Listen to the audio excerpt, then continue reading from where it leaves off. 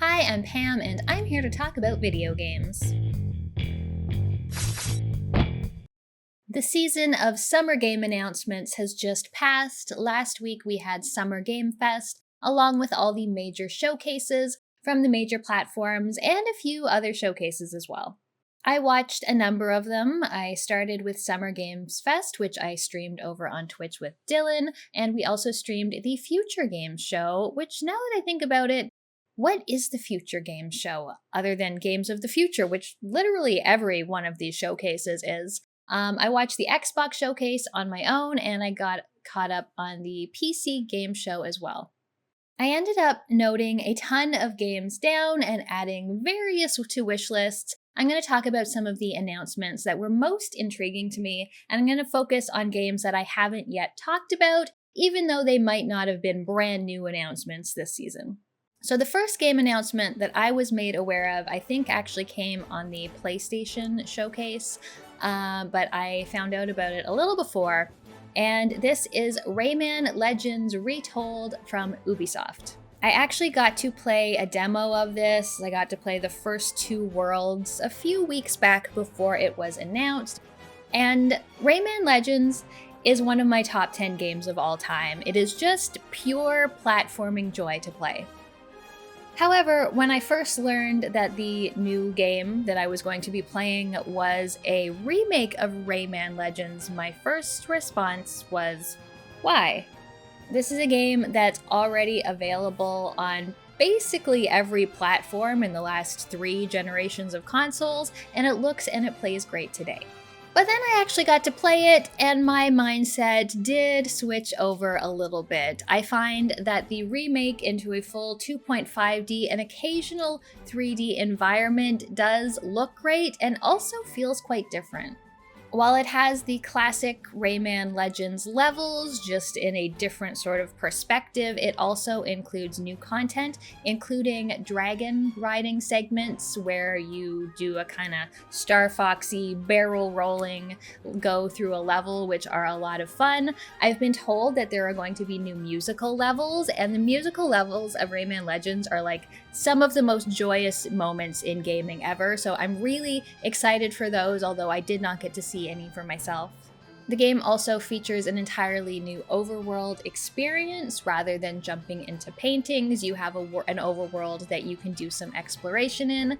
It all looks and feels really good. It felt great playing it.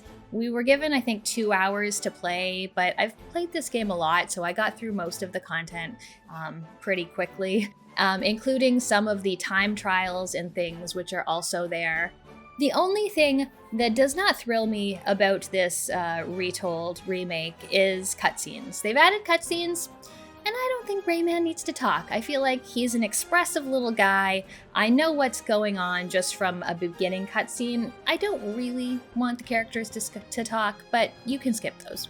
Rayman Legends is a fantastic game, and this is one that is looking great, and I will definitely play it again when it releases. It is coming out on October 1st, 2026 for all current systems. Alright, now moving on to some games that I haven't gotten the chance to play yet. The first one that piqued my interest is called 1666 Amsterdam. This is developed by Panache Digital Games, and it is a third-person action-adventure where you play Noah, who is a witch. And I love the idea of a witch game. I think we need more witch games. She investigates demons during the day and she fights them at night. The trailer looks very good. There is a prologue demo which is available now, I think on Steam and Epic possibly. There's no release date for this yet. Apparently it's only coming out on PC, but I hope that changes as we get closer to a release date. But yeah, this one definitely piques my interest as a very witchy game. Arizona Sunshine is developed by Vertigo Games, and this is actually a remake of an older game, which I had never heard of up until this point. The original came out for VR, which I'm not interested in, and they are now remaking this for, like, normal people as a third-person action game. I honestly love zombie games. I never get sick of them. I could shoot zombies all day. And this one allows you to play co-op either online or split screen. I'm always looking for new couch co-op games to play. You even have a little dog as a buddy, which makes me very happy. And one person can even play as the dog. It just looks fun and funny, and it is set to release on PC and all current consoles sometime this year. Why didn't you move faster, think harder, be smarter? Why didn't you help me? The Pines is by Studio Abattoir, and watching this trailer really made me think of Alan Wake, which is a game that I really love. You're fighting monsters in a quaint small town that is weirder than it first appears. What I did not get from the trailer and had to get from the description over on Steam is that this is a psychological horror RPG where your choices have consequences. You play a disturbed former detective who has arrived at the Pines, which is a therapeutic retreat, but he soon finds out that things here are quite sinister and he has to investigate and fight monsters and talk to all the weirdos in town and make choices about it, which sounds right up my alley. I love a creepy and weird small town vibe. This game is planned to come out sometime in 2027. Currently, it's only announced for PC, but again, hopefully that changes and it comes to consoles as well.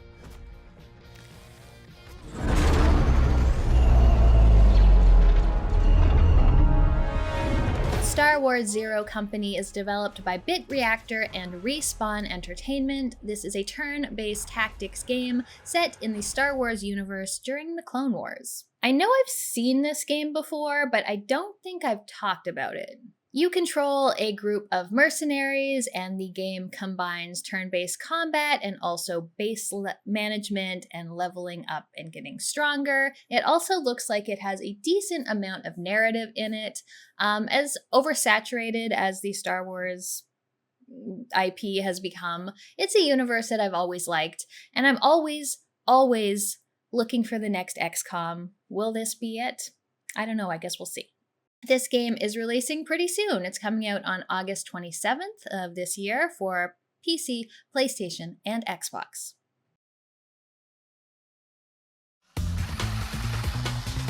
Folks, the rhythm isn't just synchronization. Wheelmates is an upcoming game by Firebolt. I'm always looking for new co-op games to play with Dylan, and this one was described as It Takes Two, but your little cards, so I'm sold.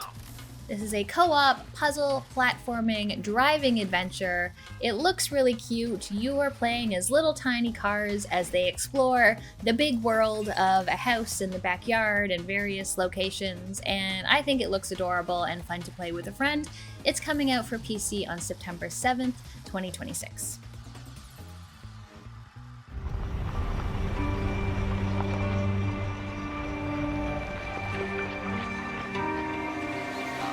Road of Dust and Sorrow is by Painted Black Games, and this is a pixelated survival horror game that is very much inspired by Silent Hill.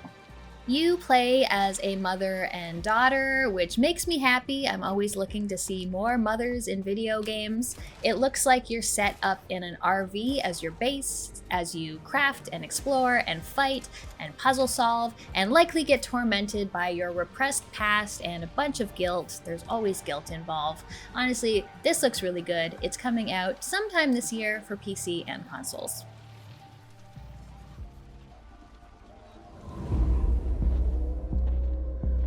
Hard woman to track down. Tomb Raider: Legacy of Atlantis is being developed by Crystal Dynamics. I don't believe this is a new announcement, but it is the first trailer that I've seen, and it looks great. This is a reimagining of the first Tomb Raider game. I was always interested in this series conceptually back on PS1, but I remember I had a demo. I don't remember if it was for Tomb Raider 1 or 2, but on a PS1 demo disc. And the controls were so garbage that I never actually picked up one of the games to play through. I loved the 2013 remake though. This remake, Laura looks fun. She just looks like a fun girl. This is much less gritty looking than the last reboot. The acrobatics look really great, and the puzzles look intriguing, and the game is gorgeous, and I will absolutely play this when it comes out. It is supposed to be releasing on February 12th, 2027 for PC and current consoles. Who are you? I'm a friend. Exodus is being developed by Archetype Entertainment, and I feel out of the loop on this. I feel like this is the first time I've ever heard of it, but it is absolutely not the first time it's been announced. But it got a whole 30-minute gameplay demo at the end of Future Game Show, I think. This is a sci-fi action RPG in the vein of Mass Effect. Since BioWare doesn't seem to know what to do with that series, I'm very happy to have someone else take a crack at this particular genre that involves lovable characters, exploring and fighting through sci-fi environments together and hopefully smooching a lot. The gameplay I saw looks really great. The combat looks neat. There's a little bit of stealth, but you probably don't need to stealth if you don't want to. There's some interesting traversal options, and I liked the characters they showed, and the world is also gorgeous. I feel like the binary decision making, like not good bad, but basically an analog of Paragon Renegade, may be a little stale at this point, but it could turn out alright. Exodus should be coming out in early 2027 for PC, PlayStation, and Xbox. You could save all of us. It's my kind of night. Alarms are ringing, bullets are flying. Clockwork Revolution is being developed by In Exile Entertainment, and this is a first-person action role-playing game that features time manipulation mechanics. Can you hear my chair squeaking? It's very squeaky chair. This is not the first time we saw this. I'm pretty sure it was at the Xbox showcase either last year or the year before. But this new trailer was really good. It's been a while since we've gotten a game from In Exile, and they make a bunch of CRPGs I've really liked. Wasteland 2 and 3, Torment Tides of Numenera, Bard's Tale 4, and I'm really interested in their take on a much more action-heavy game. I love the steampunk setting, and I really like the idea of seeing one location at different points in time and being able to change things through your actions. It sounds like a very cool idea. I really hope they pull it off. This is planned to release in 2027 for PC and Xbox. Castle is just ahead. I have come here to destroy you, just like my father, mother, and their allies before me. I finally watched a trailer for Castlevania Belmont's Curse. This is being developed by Konami and Evil Empire. They finally gave the Dead Cells people an actual Castlevania game to make, which I think is a good choice. I'm stoked for a new official Castlevania that is a Metroidvania style game. I don't love the art style, but the movement and the combat looks fun, and I don't think the gameplay will disappoint. This is releasing on October 15th this year for PC and consoles. I feel like it's going to be a very, very busy October. Willkommen, mein Liebling. I am so proud of you. Red Kiss is a new game from Wispfire, and this looks like Dispatch, but with vampires, and I will always take vampires over superheroes. And not just any vampires, these vampires are from Cold War era Berlin. This is a tactical narrative RPG, and it looks fun. You make decisions and decide which vampires to use for which missions, uncover people's stories, develop relationships, change the course of things. If the writing is on point, I think this could be very good. There's no release date yet, but it will be coming out for PC.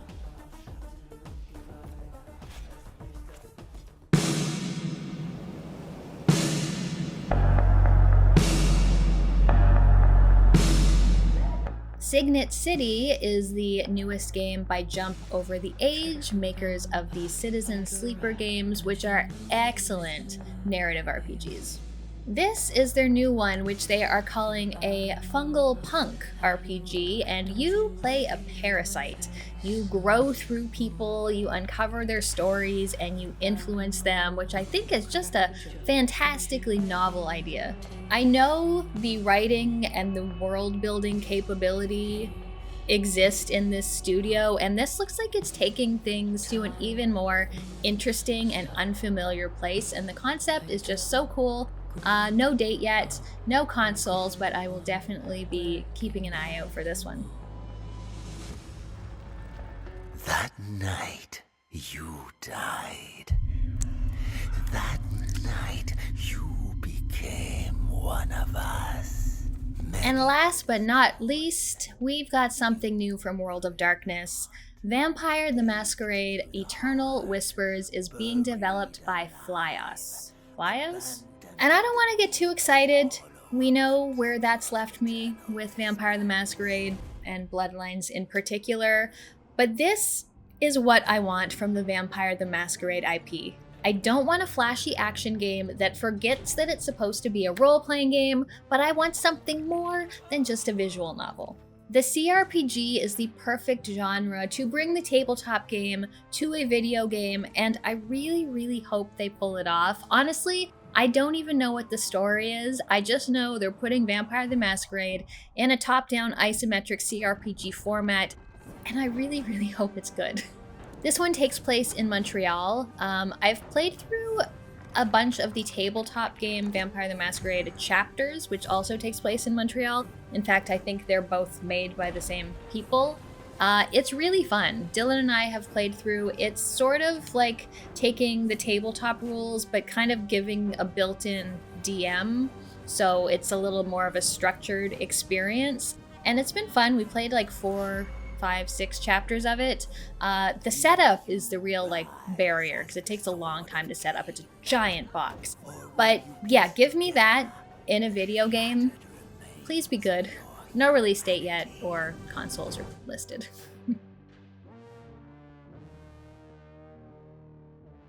Just have a couple honorable mentions of things that I have talked about before. At the beginning of the year, I made a most anticipated games list, and a few of those were mentioned at some point during Summer Game Fest. End of Abyss, it's a twin-stick shooter horror Metroidvania. It got a release date. It's coming out on October 1st for PC, PlayStation, and Xbox. Another October game. Blood of the Dawnwalker, another one on my most anticipated list. This now also has a release date of September 23rd, 2026. State of Decay 3 has been on my most anticipated list for years and years and years, and it's been a long time since we've gotten any kind of update on it. We got a trailer. No date, no anything else. It will be 4-player co-op. I loved State of Decay 1, and then State of Decay 2 was way too procedural and co-op focused, so I feel 3 might be in that vein as well, but we'll see. It's still, I don't know, probably a few years out, if I had to guess. Tenebrous Somnia, which is a game that combines pixelated survival horror with FMV cutscenes, which I played a demo of on stream a while back. It has gotten a release date as well. It is coming out on October 16th this year for all systems. And lastly, we got news that Cuphead 2 is in the works, but we saw literally nothing of it. But there is also a retro-style Cuphead, which you can play on the Sega Master System, which I'll play it, but I just want Cuphead 2. So that is it. Those are the games that were most interesting to me from the recent Summer Games Fest. Leave me a comment. Let me know what games you're most looking forward to. October is going to be so busy. Maybe they're all coming out for my birthday, or close to it enough. But thank you so much for watching. I'll see you next time. If you want to see more, check out one of my other videos here. I have a Patreon, or you can become a channel member if you want to support the channel. Thanks for watching, and I'll see you next time.